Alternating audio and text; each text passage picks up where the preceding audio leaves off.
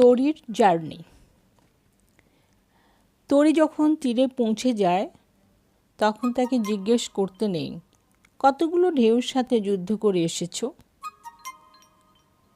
কারণ সেটাই তার জার্নি।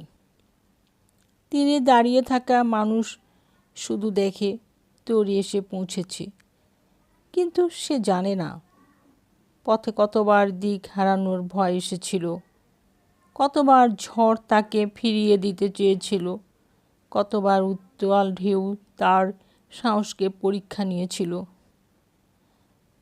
তরী সেসবের হিসাব রাখে না, সে শুধু এগিয়ে যায়।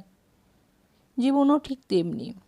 মানুষ যখন কোনো গন্তব্যে পৌঁছে যায় তখন তার সাফল্য দেখা যায়, কিন্তু সেই সাফল্যের পেছনে থাকা অসংখ্য নির্ঝুম রাত, নীরব কান্না, অপেক্ষা, ধৈর্য আর সংগ্রাম, সেগুলো তার একান্তই পথচলার গল্প। তাই কোনো মানুষকে তার গন্তব্যের দেখে বিচার করো না, কারণ তুমি তার তীর দেখেছ কিন্তু তার সমুদ্র দেখোনি।